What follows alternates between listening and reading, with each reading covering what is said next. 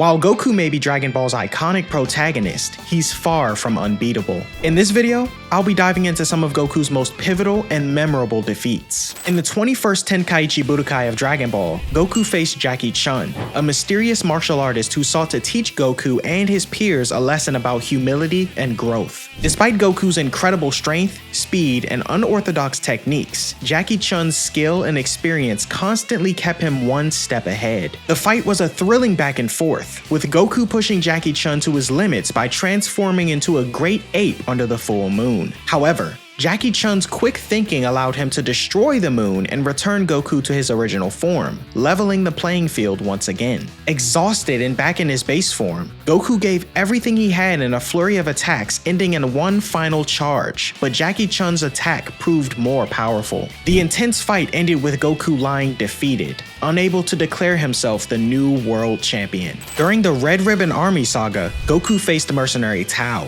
a cold-blooded assassin hired to eliminate him. Tao was unlike anyone Goku had fought before. Ruthless, experienced, and willing to kill without hesitation. Their battle was brief but devastating. Tao quickly overwhelmed Goku with superior combat techniques and deadly precision, nearly ending his life with a powerful Dodon Ray. Goku was caught off guard, both by Tao's lethal intent and his overwhelming strength, suffering one of his most crushing early defeats. Barely surviving the encounter, Goku was forced to retreat to recover and train, marking this as a pivotal moment in his journey. The first time he realized sheer willpower wasn't enough. In the 22nd Tenkaichi Budokai, Goku faced Tien Shinhan, a formidable rival under the Crane School, known for his precision, power, and merciless techniques. Their battle was a relentless clash of fists, aerial strikes, and evolving respect, with Goku pushing Tien to rise above his brutal teachings. As the fight reached its climax, both warriors launched into the air, ready for one final exchange. Goku used a small Kamehameha to slow his descent, attempting to control his fall. Just when it seemed Tien would land outside of the arena first, a passing truck from the sideline struck Goku midair, knocking him off course. The impact caused Goku to touch the ground first, giving Tien the win by the slimmest of margins. Though Goku fought valiantly, fate once again stood in his way. After the brutal death of Krillin at the hands of King Piccolo's minion, Tambourine, Goku immediately set out for revenge. He encountered Tambourine while riding the flying Nimbus, but the moment was short-lived. Tambourine immediately destroyed the Nimbus, sending Goku crashing into the forest below. What followed was a merciless beating. Still worn out from his tournament battle and caught off guard, Goku struggled to mount any real defense. Tambourine relentlessly attacked, mocking him throughout, and left Goku bloodied and unconscious in the woods. It was a crushing defeat, a harsh reminder that anger and resolve alone weren't enough, especially when facing enemies born from pure evil. After recovering from his loss to Tambourine, Goku set his sights on the true threat, the ancient and terrifying King Piccolo. Their battle was intense, with Goku launching a series of fierce attacks fueled by vengeance and desperation. While he managed to knock Piccolo down briefly, his blows did little real damage. King Piccolo quickly regained control of the fight and began to dismantle Goku piece by piece. At one point, he slammed Goku into a rock with overwhelming force and followed with a brutal elbow to the chest. Goku still tried to fight back, but in midair, Piccolo unleashed a powerful energy beam that struck Goku directly and stopped his heart. Broken and moments from death, Goku had been utterly defeated, proving just how wide the gap still was between him and the true forces of evil. After defeating King Piccolo, Goku ascended to the lookout in hopes of meeting Kami, Earth's guardian. But first, he had to prove himself by battling Mr. Popo, Kami's humble yet incredibly skilled attendant. Goku entered the fight with confidence, even attempting to use the same powerful punch that had defeated King Piccolo. But Popo effortlessly dodged it, along with every other move Goku tried. Despite Goku's growth, Popo's calm demeanor and flawless technique made the gap in their abilities undeniable. When Goku fired a Kamehameha, Popo didn't block or deflect it. He simply opened his mouth and ate it. While this wasn't a battle between good and evil, it was still a clear and crushing defeat. Popo's strength exceeded even that of Demon King Piccolo, and had he been an enemy, Goku would not have survived the encounter. The arrival of Raditz marked the beginning of a new era in Dragon Ball, introducing Goku's Saiyan heritage in a much harsher world of combat. As Goku confronted his long-lost brother, he quickly realized he was outmatched in both power and ruthlessness. Even with Piccolo's help, their combined efforts barely made a dent in Raditz's defenses. The battle pushed Goku to his limits, forcing him to make a desperate decision. In a final act of sacrifice, Goku held Raditz in place, allowing Piccolo to fire a special beam cannon straight through them both. Raditz died, but so did Goku. While it was technically a mutual defeat, Goku gave up his life to ensure victory. In terms of pure combat, Raditz had the upper hand from start to finish, and had Goku not resorted to self-sacrifice, he wouldn't have stood a chance. Goku's battle with Vegeta during the Saiyan saga was one of the most iconic and grueling fights in Dragon Ball Z. Fueled by the death of his friends and the threat Vegeta posed to Earth, Goku pushed himself beyond his limits, using the Kaioken technique to multiply his strength. Even with the Kaioken times 4 and a massive Kamehameha, Goku couldn't put Vegeta down. When Vegeta transformed into a great ape, the tide turned completely. Goku was crushed under the overwhelming power of Vegeta's Ozaru form, his body broken and his energy spent. It was only through the combined efforts of Gohan, Krillin, and Yajirobe that Vegeta was ultimately defeated. Goku was hospitalized after the fight, a clear sign that in a one-on-one scenario, Vegeta had him beat. Goku survived, but he didn't win. On planet Namek, Goku faced off against Captain Ginyu, the leader of the Ginyu Force. At first, Goku had the upper hand, overwhelming Ginyu with his newly increased power after training under extreme gravity. But Ginyu had a trump card, his body change technique. Realizing he couldn't win conventionally, Ginyu intentionally injured himself and swapped bodies with Goku, stealing his strength while leaving Goku trapped in a broken, unfamiliar body. From that moment on,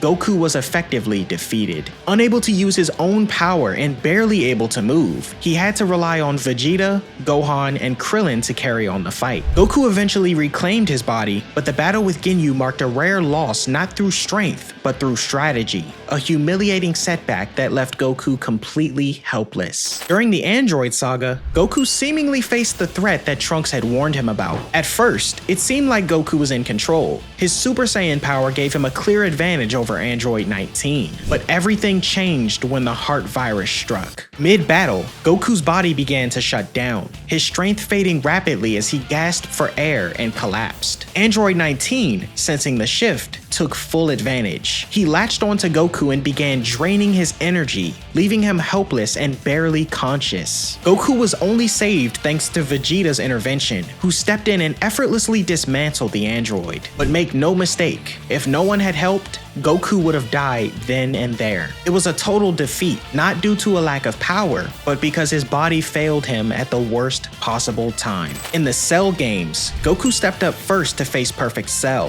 a bioengineered warrior created to surpass all fighters. The two clashed in a high-speed, high-stakes battle, with Goku showcasing his full Super Saiyan power and years of refined technique. He fought intelligently, matching Cell blow for blow and even surprising him with instant transmission and rapid counters. But despite his efforts, Goku eventually realized the truth. He couldn't win. Cell had superior stamina, regenerative abilities, and an advantage of knowing every move in Goku's arsenal. Rather than pushing forward in a losing battle, Goku shocked everyone by forfeiting the fight and choosing Gohan as his successor. While it wasn't a traditional knockout, Goku still admitted defeat. He gave it everything he had, but even his best wasn't enough to finish Cell. In the final battle of Dragon Ball Z, Goku faced Kid Buu, the original, purest, and most unpredictable form of Majin Buu. Goku fought valiantly using Super Saiyan 3, but the transformation's enormous energy cost left him unable to maintain it for long. Despite his strength, Goku couldn't keep up with Kid Buu's relentless assault. Eventually, he ran out of energy completely and had to tag out, leaving Vegeta to hold the line. Goku admitted he couldn't beat Buu without help,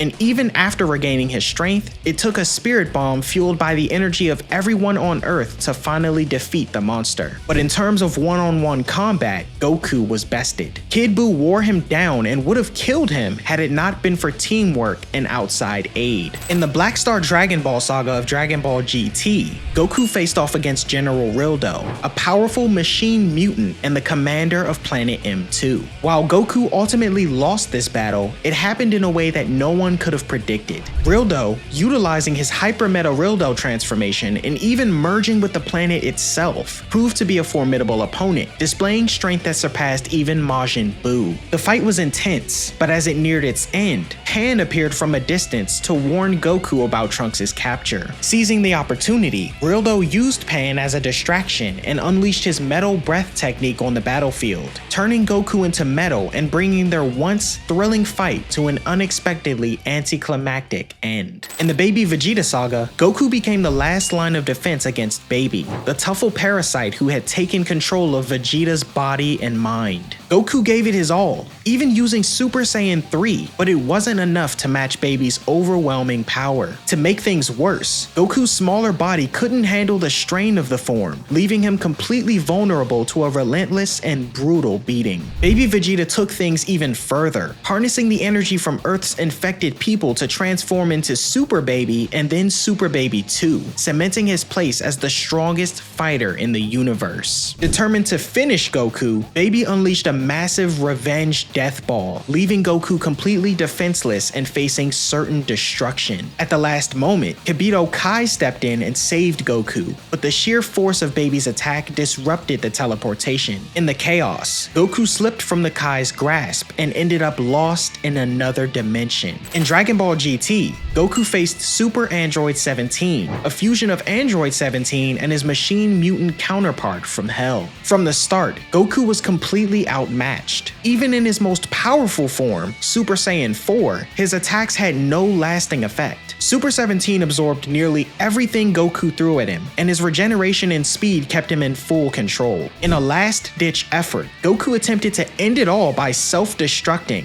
hoping to take them both out in an explosion. But it didn't work. Super 17 survived with plenty of energy to spare, while Goku was left drained and forced back into his child base form, completely at his mercy. It was only through pure luck that the tide turned. Android 18 arrived and distracted Super 17 by bombarding him with rapid-fire energy blasts, an emotional, nonsensical move that somehow exposed a vulnerability. Goku took the opportunity to strike, using a surprise attack to pierce through the android and finally end the fight. But make no mistake, Goku didn't win through power, planning, or control. He lost this fight in every traditional sense, and only survived because the plot gave him a lifeline. In the Shadow Dragon saga, after his intense battle with Ice Shenron, a Super Saiyan 4 Goku faced Sin Shenron, the final and most powerful Shadow Dragon in existence. Blind and exhausted, Goku was completely outmatched by Sin's strength, with even his most powerful attack, the ×10 Kamehameha, proving insufficient to shift the momentum of the fight. Sin Shenron blasted Goku out of the sky and left him dangling from a tower, unconscious and reverting back to his base form. Without the timely intervention of his family in the final moments, Goku would have been impaled on a pirate statue below, a dismissive and cruel end orchestrated by the triumphant Shadow Dragon. The arrival of Beerus, the god of destruction, marked the beginning of a new era in Dragon Ball Super. Goku was the one who first challenged Beerus after sensing the enormous power the deity carried. Their initial clash, even with Goku using Super Saiyan 3, ended quickly, with Beerus effortlessly knocking him out. Later, after undergoing the Super Saiyan God ritual, Goku battled Beerus once again,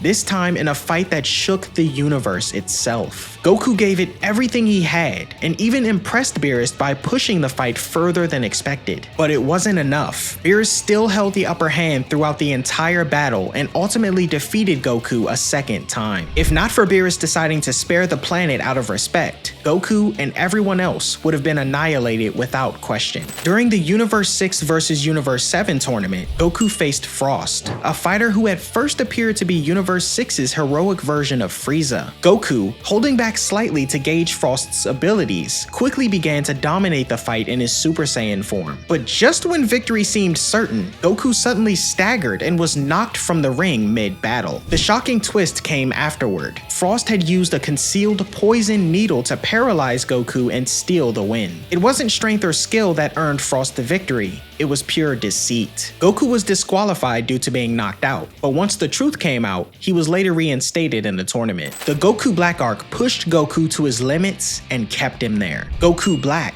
a twisted version of Goku inhabited by Zamasu, constantly evolved in power with each encounter. Every time Goku seemed to catch up, Goku Black grew stronger, tapping deeper into his rage and eventually unlocking Super Saiyan Rose. Alongside Zamasu's immortality and their eventual fusion into fused Zamasu, Goku found himself outclassed in nearly every battle. Despite landing some heavy hits and showing flashes of brilliance, Goku could never gain the upper hand for long. Even after using a perfected form of Super Saiyan Blue and fighting alongside Vegeta and Trunks, the trio couldn't secure a true victory. In the end, it took Zeno, the literal erasure of the entire timeline, to stop Zamasu. Goku never defeated Goku Black or fused Zamasu. The arc ended not with triumph, but with survival and loss. During the Universe 6 tournament, Goku faced Hit, a stoic assassin known for his deadly time skip ability. As the fight began, Goku struggled to land a clean hit, constantly being struck by attacks that seemed to come from nowhere. Hit's technique allowed him to move fractions of a second ahead, making him nearly untouchable. Goku eventually adapted, pushing himself to new limits by using Super Saiyan Blue combined with Kaioken, a risky but powerful combo that forced Hit to improve mid-fight. But just as things reached their peak, Goku did something unexpected. He forfeited. Because the tournament rules prevented Hit from fighting at full capacity due to his no-kill restriction, Goku stepped down so Hit could face a real challenge in the next round. Technically, Goku lost, not through defeat, but by choice. However, in their filler rematch before the Tournament of Power, Hit killed Goku with a surprise assassination technique, even though Goku revived himself seconds later with a Ki Blast. Either way, whether you want to count this or not, Hit remains one of the few opponents who truly outmaneuvered Goku. Jiren was unlike anyone Goku had faced before, a warrior of absolute strength and unshakable will. During the Tournament of Power, Goku fought Jiren multiple times, and in each encounter, he was thoroughly outmatched. Even with Super Saiyan Blue, Goku's attacks barely phased him. Their first major clash reached its peak when Goku unleashed a massive spirit bomb powered by his teammates. But instead of defeating Jiren, Goku was overwhelmed by his own attack, falling into the spirit bomb and nearly being killed. That near-death experience triggered the awakening of Ultra Instinct, a state of pure, instinctual combat. With it, Goku finally began to challenge Jiren, but even after mastering the form, his body gave out under the strain. Once again, Goku couldn't finish the fight. In the end, it took teamwork between Goku, Frieza, and Android 17 to eliminate Jiren. Despite his progress, Goku was defeated by Jiren multiple times and never truly beat him alone. In Dragon Ball Super, Goku encountered a Saiyan unlike any other, Broly, a raw, untamed powerhouse whose strength increased with every moment in battle. What started as a controlled fight quickly spiraled into chaos. Goku used Super Saiyan God and eventually Super Saiyan Blue, but nothing slowed Broly down. The more Broly fought, the stronger and more feral he became, overwhelming Goku with sheer force. Despite Goku's techniques and experience, Broly's power was too much to handle. Eventually, Goku and Vegeta had to retreat, fusing into Gogeta to stand a chance. On his own, Goku was completely outmatched. Had the fusion not occurred, and had Frieza not stalled Broly in the meantime, Goku would have been crushed. Moro wasn't just another villain, he was a magical powerhouse who made Goku and Vegeta feel powerless in a way few others had. In their very first encounter, Moro drained both of their energy reserves effortlessly, leaving them battered and near death. Even after training separately, they continued to fall short. Goku's first solo rematch came after intense training with Miris, the angel and younger brother of Whis. There, Goku learned to tap into Ultra Instinct Omen and challenged Moro once more. But even with this new power, Moro still overwhelmed him. Goku lost again. And it didn't stop there. After Moro absorbed OG-73, things only got worse. In one of the most brutal moments in Dragon Ball Super, Goku was stabbed straight through the chest and nearly killed. Had Mirrors not intervened, sacrificing his existence to protect Earth, and had Dende not arrived to heal him, Goku would have died. In the Granola the Survivor arc of Dragon Ball Super, Goku confronted Granola, the lone Cerulean who had used the Dragon Balls to become the universe's strongest fighter. Despite tapping into perfected Super Saiyan Blue, Goku found himself struggling against Granola's power and unparalleled accuracy. Granola's ability to target vital points with pinpoint precision rendered even Goku's techniques ineffective, leaving him on the defensive. As their intense battle reached its peak, Goku elevated his power further, achieving perfected Ultra Instinct, but even this slight edge didn't work.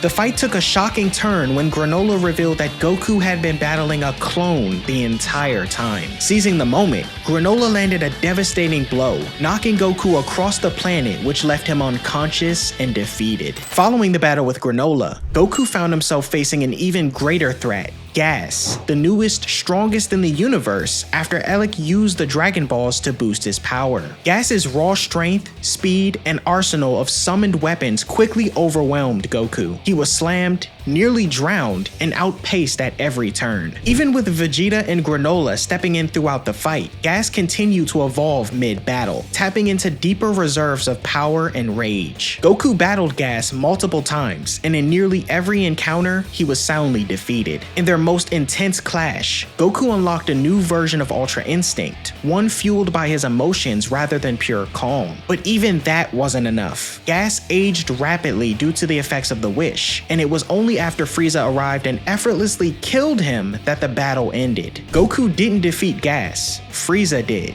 and once again, Goku stood by as someone else finished the job, proving that no matter how far he'd come, there were still forces beyond his reach. In one of the most shocking moments of Dragon Ball Super, Goku and Vegeta came face to face with a familiar enemy, Frieza, now stronger than ever. After training for 10 years in a hyperbolic time chamber on another planet, Frieza unveiled a new transformation, Black Frieza. Without struggle, he one-shotted both Goku and Vegeta in their most powerful forms, True Ultra Instinct and Ultra Ego, dropping them instantly. It wasn't a battle, it was a demonstration. Goku didn't land a blow, didn't get to adapt, and didn't even have the chance to fight back. These losses prove that even the strongest warriors stumble. But for Goku, every defeat is just another step toward becoming stronger. What do you think of this list? Which defeat left you in shock the most? Let me know in the comments. Thanks for watching, and I'll see you guys next time.